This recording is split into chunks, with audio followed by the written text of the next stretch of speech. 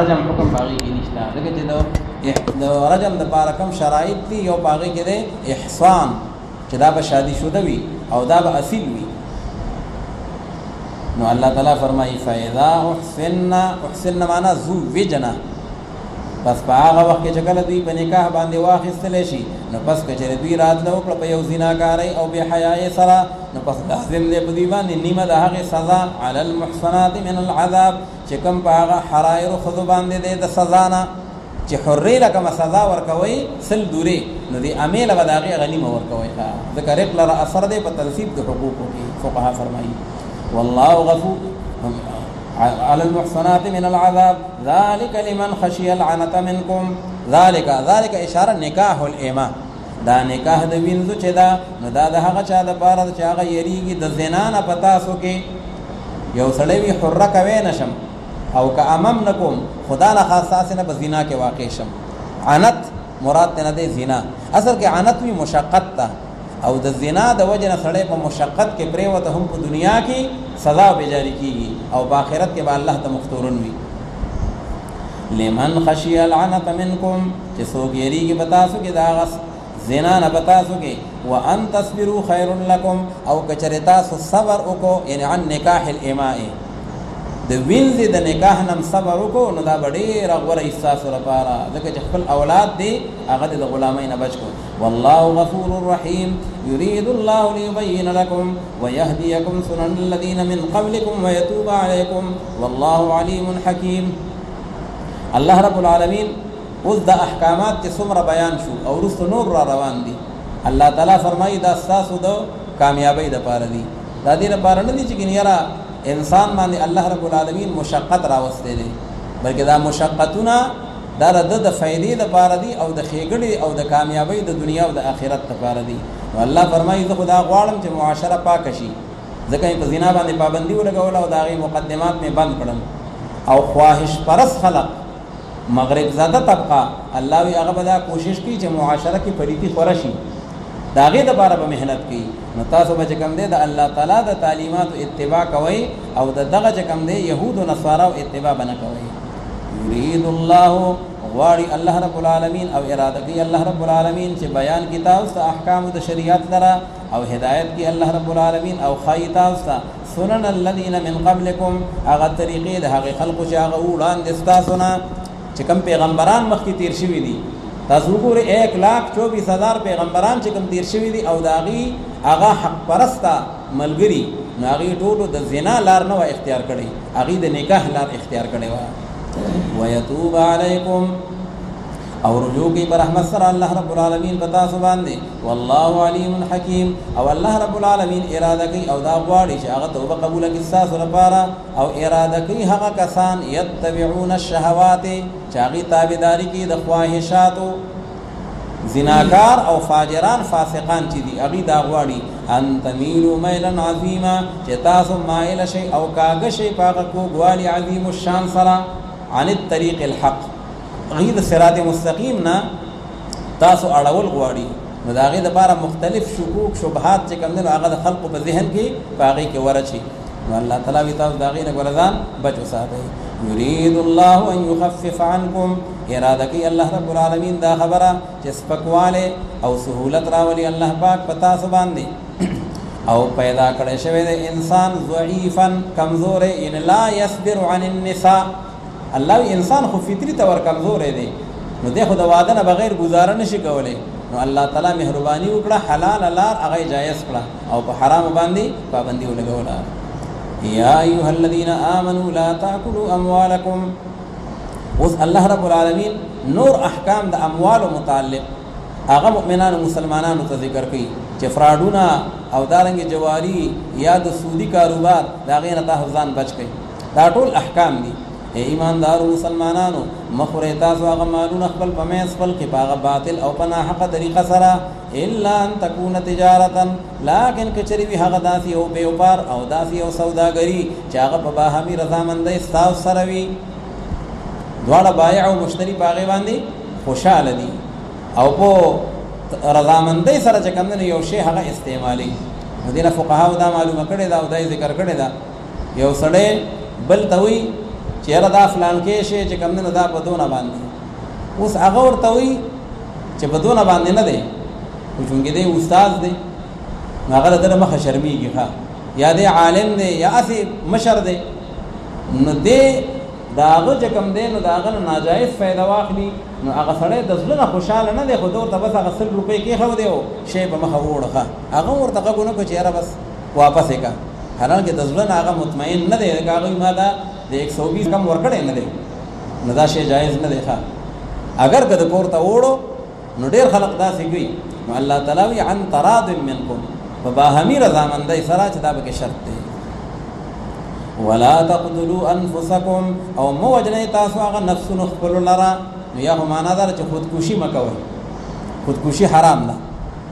ځکه چې دا ځان دا هم د انسان خپل نه دی دا خو د الله پاک دی او د الله په امانت کې بغیر د هغه د وینا نه خیانت کول لا یجوز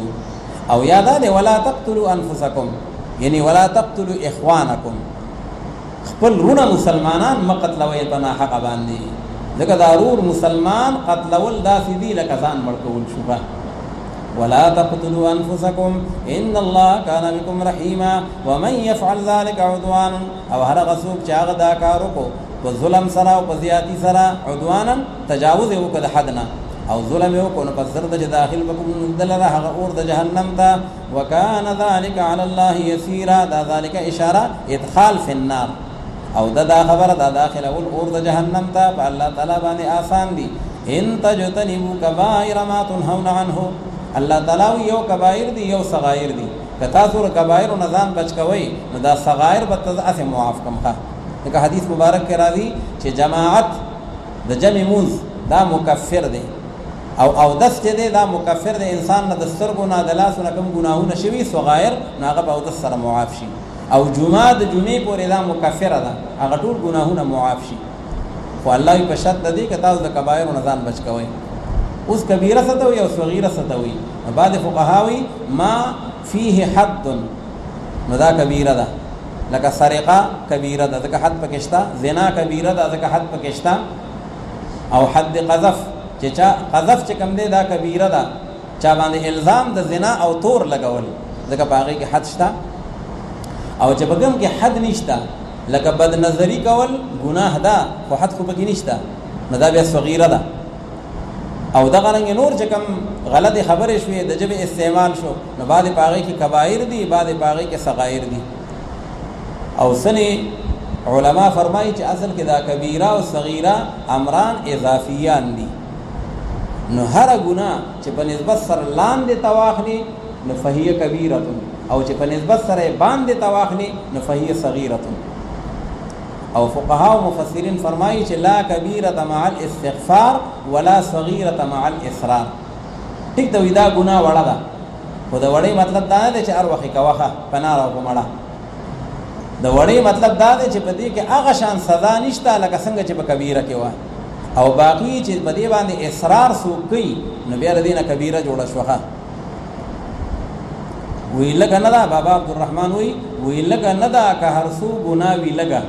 او چې دا لګه لګه جمع شي بسیار شي چې دا لګه لګه جمع شي د هغې نه ګناه کبیره جوړه شي پخپله نو الله تعالی فرمایي چې تاسو د کبایرو نه ځان بچ کوئ نو بیا په نیکو اعمالو سره به ستاسو صغایر پخپله معاف کم ان الحسنات یذهبن السیئات په نیکو سره ګناهونه پخپله وران شي الله تعالی فرمایي چې ان تجتنبوا کبائر ما تنهون عنه کچره تاسو اجتناب کوئ او ځان بچ کوئ د لوی لوی هغه ګناهونو نه چې منع کړي شوي تاسو د هغې نه نو وبریجو موږ ستاسو نه سیئاتکم الصغائر هغه ګناهونه ستاسو چې واړه واړه دي او داخل به کوم موږ تاسو هغه هغه ځای د داخلېدو د عزت ته هو الجنت چې هغه جنت دی هغه ځای د عزت دی او د اکرام دی ولا تتمنوا ما فضل الله به بعضكم على بعض او تاسو تمنا او ارزو مکوئ د هغه شي چې غورواله ورکړی دی الله رب العالمین په هغې سره بعض ستاسو ته په هغه نورو بعضو باندې الله یو بل سره حسد مکوئ ښه یو سړي له الله تعالی یو نعمت ورکړی دی نو دا تمنا مه کوه چې یاره د ده نه به خدای پاک کله اخلي پیغمبر علیہ السلام فرمائی لا تحاسدوا ولا تدابروا ولا تباغضوا ولا تدابروا وكونوا عباد الله اخوانا یو بل سره حسد مکوئ یو بل پسې پشي شا خبرې مکوئ یو بل سره بغض هم مکوئ او ټول د الله تعالی بندگان رونه شئ. للرجال نصیب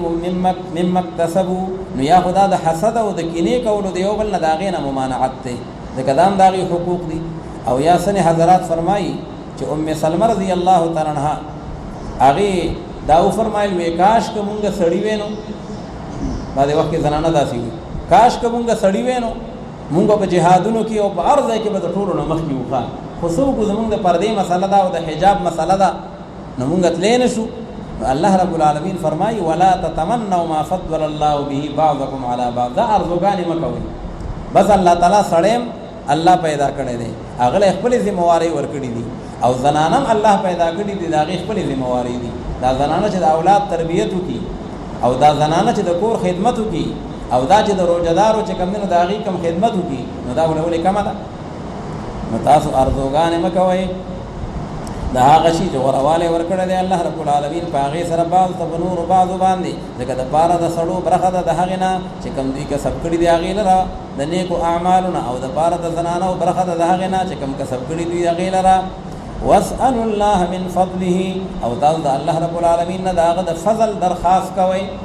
د الله نه چې غواړئ خدای پاکه فضل را باندې وکړي، مهرباني را باندې وکړي. ښه نو هغه یو سړي وي دعا غوښته، وي خدای پاکه ما سره د عدل معامله وکړي، نو خوا کې یو بزرګ ناست و، وایي ظالمه داسې مه وایه که عدل یې سره وکړو یا ډوکي به له مات کړي،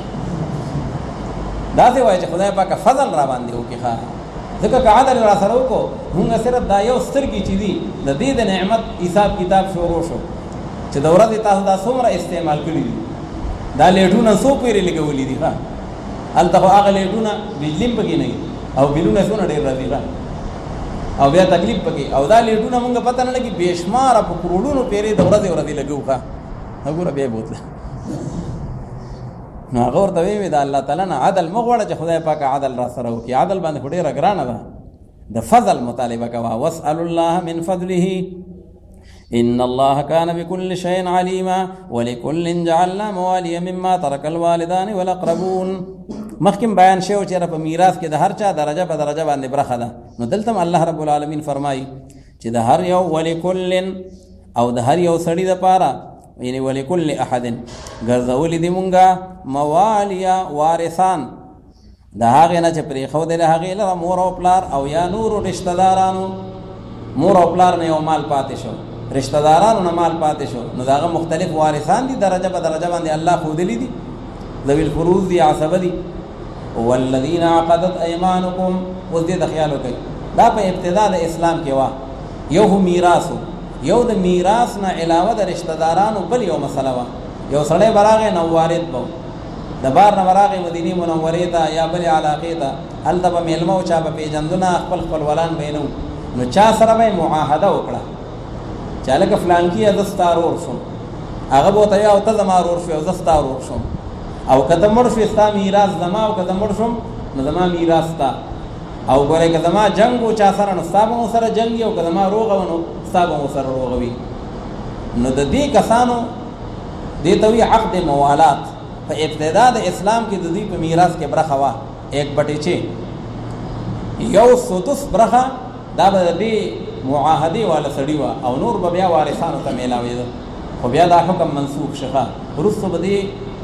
10مه سپاره کې یو آیت را روان دی، واولو الارحام بعضهم اولا ببعض فی کتاب الله. الله وی رشتہ داران ډېر لایق دي، نو په معاهدې باندې به میراث نه وړي، په رشته باندې به میراث وړي، نو هغه آیت بیا د دې لپاره ناسخ دی. والذین عقدت، نو وګوره قرآن پاک کې ګوره داسې آیتونه دي، داسې احکامات دي چې هغه منسوخ شوي دي. نو که یو سړي ته پوره علم نشته او دې قرآن پاک خلقو ته بیانوي او مسلې بیانوي، نو هسې نه چې منسوخ آیتونه بیان کړي. د یو قول مطابق 1500 آیتونه دي منسوخ په قرآن پاک، بیا سن علماء په هغې کې تطبیق کړی دی. نو بیا امام شاه ولی الله رحمت الله علیه، حافظ جلال الدین سیوطی رحمت الله علیه تطبیقونه کړي دي، هغه بیا 20 آیتونه یاد کړي دي. امام شاه ولی الله رحمت الله علیه 15 آیتونه یاد کړي دي. خو بهرحال منسوخ دا چې کوم دی په قرآن پاک کې شته. دیو جن حضرت علی کرم الله وجهه کوفه کې یو جماعت ته ورغی، نو هغه جماعت کې یو سړی ودرېد او تقریر شروع وکړو، بیان یې شروع وکړو. حضرت علی سے ورته وی تا ته ناسخ او منسوخ معلوم دي د قران پاک هغه ورته ناسخ او منسوخ کیسي هغه ورته کینه مهرباني وکړه وی ځکه اسنه چې منسوخ آیتونه خلق ته بیان کی هغه احکامات هغه د شریعت موجوده نه دي لکه اوس دا حکم دی والذین عقدت او هغه کسان عقدت ايمانکم چې غوټه تړلې داغه سره د خیلاس مستاسو دغه د عربو قانونو چا سره به معاهده کوله نو بیا به لاس میلا وکړل خلک او خلک ویل کله وسوا چاو نو یو بل سره به لا وسوا چاو نو والذین عقدت ايمانکم چې غوټه تړلې هغه خیلاس مستاسو داغه پاغه باندې او یا ايمانکم نه مراد قسمونه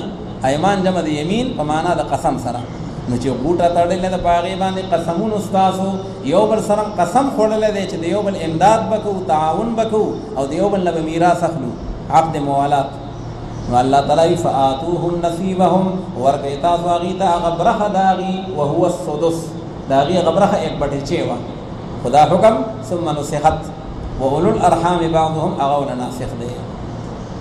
ان الله كان على كل شيء شهيدا الرجال قوامون على النساء بما فضل الله بعضهم على بعض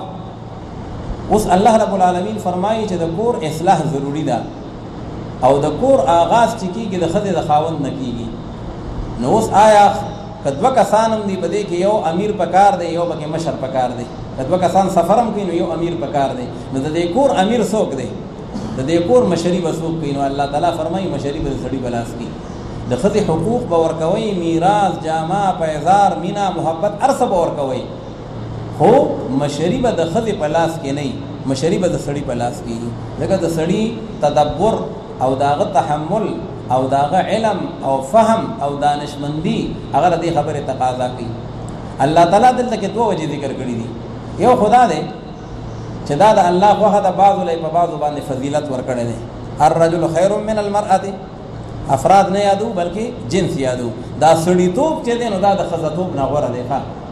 کې دې چې د خزو ډیر افراد هغه د سړو د ډیرو افرادو نه غوړي خدا جنس چې دین دا سړی غوړه دی او دویم دا دی و بما انفقوا من اموالهم الله وی خرچه سو کوي سړی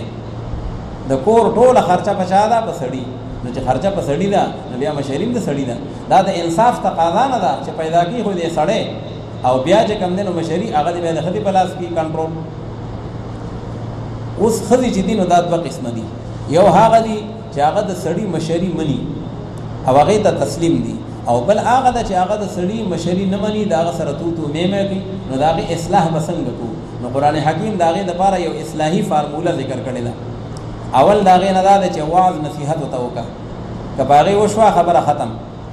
او کچري باغي باندې خبره ونشوا نو بیا دنا بسره جدا کا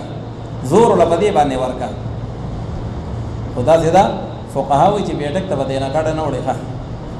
لکه څنګه چې بیا خدای ما باندې پیریان کې نهسته نو بیا بل مسله پیدا شي هم عبد الله ابن عباس رضی الله تعالی عنهما فرمای په دقه بسره باندې بان تكون موليا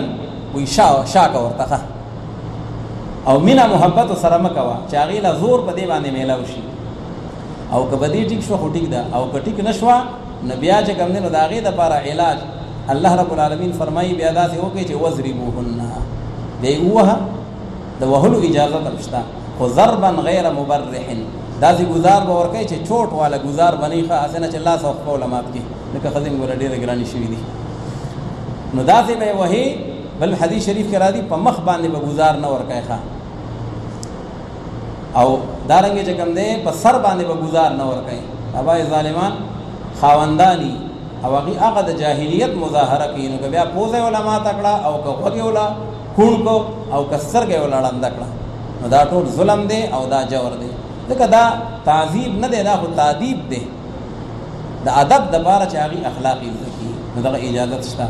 کبدی باندې هم کارونه شو نو الله تعالی بیا دا څه وکي یو جرګمار دی د خضر طرف نشي یو جرګمار دی د سړی طرف نشي آپس کې د کینی هغه امور دی معلوم کی چې په کوم باندې د دوی نزاع او اختلاف راغلی دی او دا غي سم مناسب حل په جرګې سره دی راو باسي او که په دغه نه کیږي نو بیا خو شریعت ویل دي چې الطلاق مرتان بیا طلاق نه داغه د پاره بل لار نشته ابغض المباحات دي خو حتی الوسط اصلاح کوشش قران حکیم هغه وی چې بده باندې وکړي نو فرمایي الرجال قوامون علی النساء، سړي چې دي نو دا حاکمان دي په زنانو باندې. قوامون جمع در قوامون، نو دا په باندې مسلط دي، نه دا نگرانان دي، دا نگرانان دي او مشران دي په زنانو باندې په سبب د هغه باندې چې غورواله ورکړه دی الله رب العالمین بعض لرب نور بعض باندې. نو د سړي دا جنس دا د خزینه غوړه دی، نو د مشرای لایق هم دی او بل په سبب د هغه باندې چې دوی خرچه کوي په دوی باندې دا مالونه خپلونه انفقوا، یعنی انفقوا علیهن، چې دوی خرچه کوي په دغه زنانو باندې. نو کله مہر او کله نفقه دا ټول ورکوي. او زنانه دوه قسم شوي، یو دي دیندار زنانه مطیعات، نو دا غي قران حکیم صفت کړي دي فالصالحات قانتات،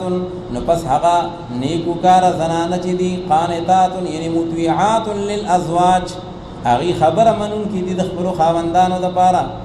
او دوی حفاظت کوون کې دلیل غیب په وخت د غایب والد خاوند کې، خاوند چې مسافرۍ لته لدی بل خواته لدی،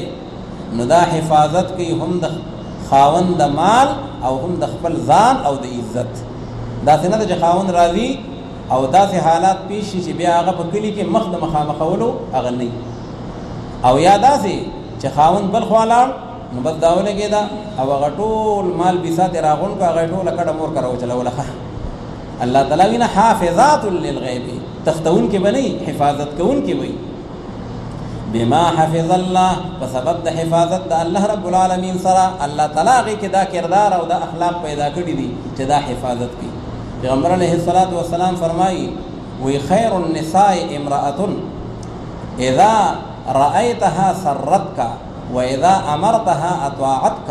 واذا غبت عنها حفظتك في مالك ونفسها. وی بهترین خزه هغه خزره وی چې کله او ته ګوري نو هغه ته خوشالي، دا څنګه چې هر وخت تندې باندې عبارت بجاو دي، او چې کله او ته اډر ورکای نو خبره مني، نافرمانی نه کوي، او چې کله ته نه غایب شي بل خوا لاړ شي نو ستاد مال او د خپل عزت ناموس دا غین پوره حفاظت کوي. نو دا بهترین خزره دا غفص صالحات شو. او هغه دویمه خزه واللاتي تخافون نشوزهن فعظوهن، او هغه زنانا چې تاسو یریږئ د نافرمانی دا غینا چې دا خو زما خبره نه مني، نو پس وعظ او نصیحت کوي تاسو هغې ته فعظوهن بالقرآن والسنة. واله چې خاوند که هم قرآن او سنت دي که نه، او که هغه په خپله لالایي نو دی به ښځې ته چې کوم دی څه وعظ کوي په قرآن او په سنت سره. فعظوهن هغې ته وعظ او نصیحت وکئ، خپل حقوق او خپل چې کوم دی نو هغه ذمه دارۍ هغه ورته په ښه انداز کې هغه ورته واضحه کوي. او که په هغې ټیک نه شي نو وهجروهن فی المضاجع، او بیا جدا شي تاسو د دغې زنانو نه په هغه بسترو خپلو کې. مضاجع جمع مضجع ده، زید ملاسې ته بسترې ته ویلی کېږي. واضربوهن، او بیا ووهئ تاسو هغې لره خو غیر مبرحن، چوټ په هغې باندې نه لګئ چې سزا یې مات شي او یا ګینې په هغې باندې داغ ولګي. صرف د تعذیب د پاره شته، د تعذیب د پاره نشته. واضربوهن، او نو تیر وخت چې کوم دی په پارلیمنت کې یو قانون هغه پیش شه د پاس کولو دپاره، او په هغې کې دا وه که چېرې سړی ولګېد او ښځې نه یې سپېړه ووښکله نو دې ښځې ته به دا حق حاصلي چې دا دې راپاسي او سړي نه دې هم سپېړه وباسي. نو دا در حقیقت کې د قرآن و سنت دا د هغې نه جهالت دی، او دا د هغې نه چې کوم دی ګمراهي ده. ځکه شریعت په جایز ځایونو کې په هغې کې د ضرب حکم هغه ورکړی دی. واضربوهن فإن أطعنكم فلا تبغوا عليهن سبيلا، نو پس که چېرې دوی تابعداري وکړه ستاسو ای خاوندانو نو پس مه لټوئ تاسو په هغې باندې لار د الزام، بیا به ظلمونه مه کوئ ښه. او که یو سړی په مکه نه دی هر وخت سار او ماښام درز او غوبل دی او ښځه وهي بلا وجې، حالانکې خبره مني اطاعت کوي هر قسم هغه پابند ده، او دې سره خپله بدماشي کوي، نو الله تعالی وایي که ته به دې ښځه زورورې نو ګوره زه بیا په تا باندې زورور یم، بیا به درنه تپوس کوم. ان الله کان علیا کبیرا، په تحقیق سره الله رب العالمین چې دی هغه ډېر اوچت دی، زورور دی او ډېر د لوی قدرت خاوند دی. وان خفتم شقاق بینهما، او که چېرې تاسو یریږئ د هغه اختلاف د آپس د ښځې او د خاوند نه، کور یې نه جوړېږي، بس هر وخت کور روان دی او جګړې دي او جنګونه دي. وان خفتم، نو دا خطاب چې دی دا حکامو ته دی چې دا حاکمان د دې خبرې نه یریږي چې یاره دا کور هر وخت وران دی، یا دا نور د هغې چې کوم اولیاء وارثان دي نو هغې ته خطاب دی چې تاسو ویری دی چې دې کور نه جوړي که اختلاف نه رفع کیږي نو بیا داسې وکړي چې مقرر کړئ تاسو یو دریم ګړی د هغه اهل د دغې خاوند نه فبعثو مقرر یې کوي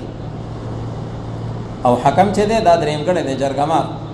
وحکما من اهلها او یو ثالث او جرګمار د هغه اهل د دې ښځې نه که چېرې غواړي دا دواړه اصلاحا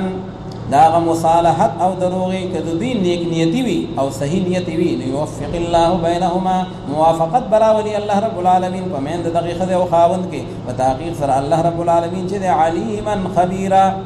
علیما یعنی بارادتکما دا تاسو دواړه جرګمار چې ورغلي یې خدای وي ما ته علم دی ښه چې تاسو دا کور جوړوئ که نه نور یې ولورانوئ علیما او الله تعالی په هغې باندې خبردار دی واعبدوا الله ولا تشركوا به شيئا دا غټول نور احکام دي چې تاسو عبادت کوئ د یو الله یعنی وحد الله او مشرک کوئ د الله رب العالمین سره هیڅ یو مخلوق لره او تاسو احسان کوئ د مور او پلار سره احسان کول یعنی واحسنوا بالوالدین او دارنګه احسان او ښېګړه کوئ د رشتہ دارانو سره او د یتیمانانو سره او د مسکینانو سره والجار ذي القربى او د هغې ګاونډي سره چې هغه خاوند د رشتې دی څه مطلب گاونډي دی هم دی رشتہ دار دی هم دی ها رور دی دی په کور پورې په دیوال پورې کور دی نو د حق ډېر زیات شي که نه ګاونډي هم دی او رشتہ دار هم دی یا بله رشتہ ده ورسره والجار الجنوب او بل هغه گاونډي چې هغه اجنبي دی والجار الجنوب گاونډي خو دی نور پردی دی په نسب کې دی سم نه دی الله وي د هغه هم د باندې حق شته گاونډي خو دی که نه پیغمبر علیه الصلاة والسلام فرمایي یو پیرې وفرمایل چې والله لا یؤمن قسم دی وی هغه سړي کې ایمان نشته صحابه کرام وی چې څوک یادوي پیغمبر علیه السلام وی والله لا یؤمن قسم دی ایمان بګی نشته هغه وی چې څوک وی والله لا یؤمن او په اخري ځل باندې وی چې من لا یأمن جاره بوائقه وی هغه سړی چې خپل گاونډي ته په آرام باندې خوب نه کوي او بلا وجه هغه آزاري او هغه تنګوي قرآن حکیم وی د هغه گاونډي چې هغه اجنبي دی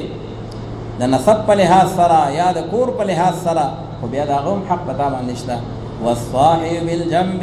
او تاسو چې کوم دی ښېګړه کوئ د هغه اړخ د ملګري سره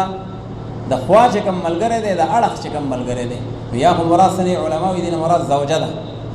د خپلې بیبي د هغې حقوق پوره کوئ حق تلفي مه کوئ او یا وي د سفر ملګری دی نه مراد دی د قرآن مجید الفاظ عام دي سفر کې ملګری دی اوس په سیټ باندې تا هغه دواړه ناست یې نو چې څونه پیسې تا درکړي دي دونه هغه هم ورکړي دي او هغه یو سړی دومره ارت ناست دی هغه بل غریب ته ډوډۍ نه دی پرېښې هغه دقه شان چې کوم راتاویږي د سیټ نه نو الله تعالی وایي والصاحب بالجنب دا کوم چې ستا د اړخ ملګری دی سفر ملګری دی یا په کتاب کې دی ملګری دی یو ملګري کتاب نه دی راوړی ښه نو اوس دا بل څنګل داسې کي ښه چې دی کتاب ته ونه ګوري نو الله تعالی وی کم از کم د خپل ملګري خیال ساتئ والصاحب بالجنب وابن السبيل او دارنګ د مسافر د لارې زوی وما ملکت ایمانکم او د هغه غلامانو وینځو چې کوم مالک دی ښی لاسونه ستاسو د هغې دپاره که تا سره غلام دی نوکر دی ته استاد دی دا د شاګرد دی دا هم ستا د لاس د لاندې دی ښه او یا چې کوم دی ته پلار یا مور او دا دی بچي دي نو د خپل اولاد حقوق به ورکوئ که دا حیوانات ولې نه دي دا خو نه چې اوس دا خر دی نو ته به بس سار او ماښام وهي بلا وجه که خر دی که اوښ دی که غوا ده نو د هغې هم کم از کم څه حقوق شته وما ملکت ایمانکم ستا د لاس لاندې دي مټ د لاندې خلک نو دا ټول قرآن حکیم د هغې حقوق ذکر کړي دي وما ملکت ایمانکم من العبید والحیوانات ان الله لا يحب من كان مختالا فخورا بتحقیق سره الله رب العالمین چې د محبت نکي دا غا چا سره مختالا چې هغه متکبر وي فخورا او ډیر فخر کوونکی وي غټي ویونکی وي وې دا اختیال چې دی دا په افعالو کې دی او دا فخور چې دی دا په اقوالو کې دی دواړه تکبر دی خو یو تکبر په افعالو کې دی انو بابا د شاه منصور به وي هغه تللی د مکیز دی دا سه روان دی په لار باندې هغه تللی د مکیز دی او دا فخور چې دی نو خبرې ډېرې غټې غټې کېږي ته به د اسمان در راټینګ کړی دی نو الله تعالی وی دا سړی مې بالکل خوښ نه دی لا يحب معنا بل يبغضه الله تعالی ته ناپسندیده دی ناپسندیده شخصیاتو په فهرست کې دی اوس دا کسان کم دي الذين يبخلون دا هغه کسان دي چې دی بخل کوي او حکم کوي خلق ته هم په بخل سره خپل هم زکات نور کوي او نور ته اندازې خبرې کوي چې هغه د نیکۍ نه اړي او دی پټي هغه سید لره چې ورکړل دي الله رب العالمین دوی ته دا هغه مهرباني خپلنا یعنی من العلم والمال که الله ولا مال ورکړل دي هغه پټي چاله ورکې نه فقیر حق او که الله ولا علم ورکړل دي نو بیا هغه پټي چا باندې علم مقصود نشي واعتدنا للكافرين عذابا مهينا والذين ينفقون اموالهم او دا هغه کسان دي دا کوم چې الله تعالی دا ناخوخه دي چې دوی خرچ کوي هغه مالونه خپل د پاره د دکلاوي د خلقو او د ایمان نه وروړي په الله رب العالمین باندې او نه پورز د آخرت باندې او هر هغه څوک چې شیطان داغه د پاره دوست قرینا ملګری او دوست نو فساء قرینا پس ډیر ناکار ملګری دی دا شیطان یعنی په دنیا والآخرت وماذا عليهم یعنی وأي ضرر عليهم الله وی اخر دوی ته کم تکلیف رسیدلې وي کدی اهل کتابو او دی انسانانو په سچ باندې اسلام او ایمان قبول کړي وي نو څه ضرر به ته ملاو شي او ضرر بنو بلکې سراسر فائدہ وا وماذا عليهم یعنی وأي ضرر عليهم کچری دی ایمان راوړې په الله رب العالمین باندې قورت د آخرت باندې او دوی خرج کړي وي د هغه مال نه چې کوم روزي کړي دی د الله رب العالمین او دی الله رب العالمین په دې باندې عالم او خبردار ان الله لا يظلم مثقال ذره بتحقیق سره الله رب العالمین چې د ظلم نه کوي بچا باندې په مقدار د ذره باندې ذره یا خو اصغر نمله دا وړو کې سور میږي چې د عربی کې وی ذره او یا ذره پر روشندان کې چکم هغه شعاعان اخکاری نو په نظر باندې راځي او نو سړی رانی وې نشي نو دې ته وی ذره نو الله تعالی بچا باندې ظلم نه کوي وان تک حسنه تکو په اصل کې دې تکون خو بیا دنه تخفیفا نون حذف شوی دی او کچری وی یو نیکی یو انسان نیک عملو کی نو د جنت کې الله رب العالمین د لپاره هغه نیکی لره او ور به الله رب العالمین د خپل طرف نه هغه اجر عظیم الشان لره فكيف اذا جئنا من كل امه یعنی فكيف حالهم الله وی احکامات خو ډیر بیان شو کچا په عمل اونکو نو بیا به د دې صح شری په آخرت کې او چې چا په عمل کو ښکارا ده دغه لپاره کامیابی ده فكيف اذا جئنا سرنګ به حال دوی چې کله مونږ راولو د هر یو امتنا بشهید یو گواه وهو نبيهم هغه گواه چې هغه به داغي نبی لکه د نوح علی السلام قوم به پیشي او سره نوح علی السلام هم پیشي هغه به گواہی کوي هود علی السلام قوم به پیشي او هود علی السلام به هم راشي وجئنا بك على هؤلاء شهيدا او راب ولمغ تعالی اے نبی کریم صلی الله علیه وسلم په دغه خلق باندې په حیثیت د گواه سره تبم په خپل امت باندې گواہی کوي یوم اذ يود الذين فدق ورز باندې بخوخ غني هغه کسان چې هغه کافران دي او هغه نافرمانی کړي د رسول الله صلی الله علیه وسلم نه نو دی بدا ارمان کوي سبوي لو تسوا بهم الارض چې کاش کو هموار کړي شوی په مون سره ازمکا څه مطلب یقول الکافر یا لیتنی كنت ترابا کاش که زه خاورې شوی او د دې ازمکه سره هموار شوی نو څونه بخیخه ځکه دا زندگی څه زندگی ده ثم لا يموت فيها ولا يحيى لو تسوا بهم الارض ولا يكتمون الله حديثا او نب پټي دوی د الله رب العالمین نه یو خبر لرا ټول خبره بواضح شي او بل ځکه هوی چې والله ربنا ما كنا مشرکین ال دې خبره پټه کړه واغه جدا محل دی او دا جدا محل دی د قیامت لو یو ورځ 50 زره کارا کله به اقرار کوي او کله به انکار کوي کله به راشه به دی بخلاص شم او کله به راشه به دی بخلاص شم صدق الله